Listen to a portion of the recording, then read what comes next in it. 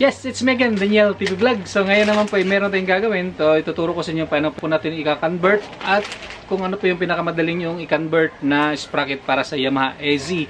Lalong-lalo na po yung gusto magpalaki o magpaliit ng mga sprocket. So ito yung kailangan yung gamitin, yung mga ganito. So ito po ay para sa Barako. Ayan. Ayan. Ito. Para po yun sa Barako. Pero ang gagawin natin dito, ituturo ko sa inyo kung paano po gawing para sa Yamaha AZ. Kasi magkaiba yung butas ng Barako sa Yamaha AZ. So, ang gagawin natin dito, i-convert natin, hindi na rin kailangang i-welding. So, ito yung maganda dito. Hindi na kasi ang ginagawa ko, wini-welding ko. So, yung mga butas, wini-welding ko muna para walang butas. Saka ako nagbabarila. So, ngayon, wala nang welding. So, wala nang welding to ngayon. So, ipapakita ko sa inyo paano gagawin.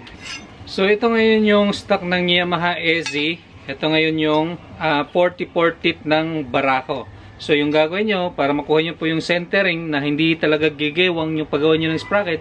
So, kailangan magpapagawa kayo, magpapamachine po kayo ng ganito. Centering. Ito. Para meron kayong guide. Ito yung magiging guide nyo sa pagbutas. So, yan. Papasok nyo po yun dyan. Yan. Tapos, ito ngayon yung 44 nyo na pambarako is lagay nyo dito sa taas. Tapos, ayan. So, dito kayo magbutas. So, ito yung magiging guide nyo dun sa inyong 44 na sprocket. Para maging kapareho yung butas dun sa Yamaha AZ. So, ito na. Ito yung centering. Ito yung 44. So, dito kayo magbutas sa kabila. So, ang gagawin natin dito, lagyan muna natin ng lock para hindi gagalaw. At saka, iwas magdi-disalign yung pagkabutas natin. So ito na, nilagyan ko na siya ng lock so hindi na to gagalaw. Ito dalawang bolt with nut tapos plain washer. So ito yung ating andito yung ating 44 sa ilalim.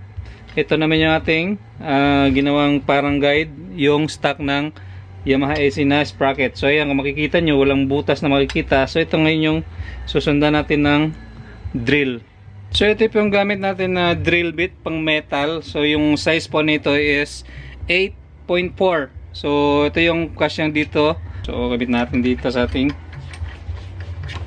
drill.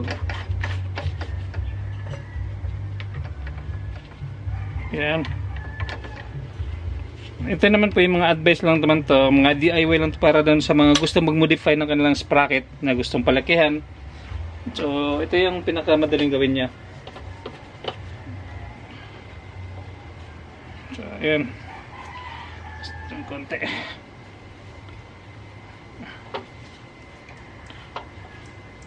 Yun. Tapos, dito rin sa center. Tapos, higpitan natin.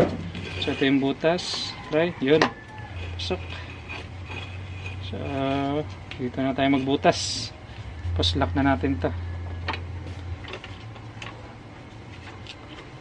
Yun.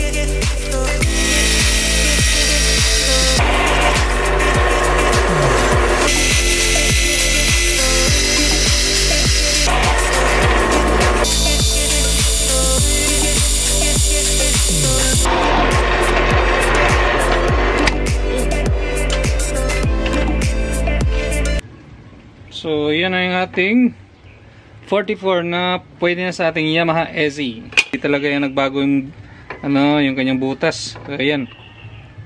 Talagang nakasentering kasi tayo kaya hindi maaaring magkaroon siya ng disalign or pag-uublong. So, ito lang pinaka-technique dyan. So, yung... Ay! So, ito lang talaga yung pinaka-technique dyan, yung kanyang parang centering. So, ayos na. So, linisin na lang natin tapos kabit natin sa ating Yamaha AZ. So yung nakalagay dito ngayon is 43.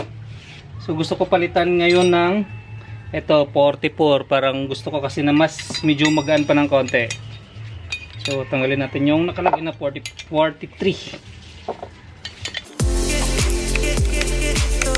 So, tanggalin natin yung 43. Napalitan natin ngayon ang ginawa nating 44 conversion from Barako into Yamaha AZ. Yun. So ito na ngayon kakabit natin ating 44.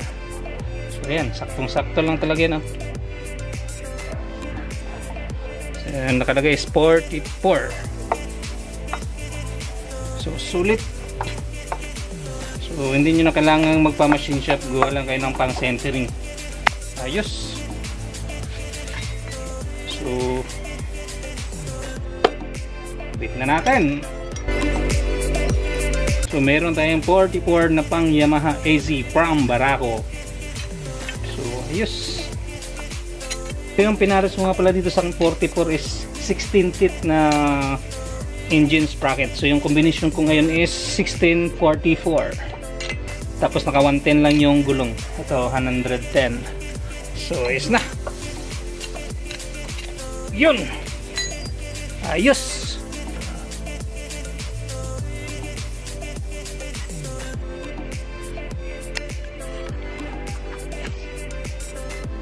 It's my life.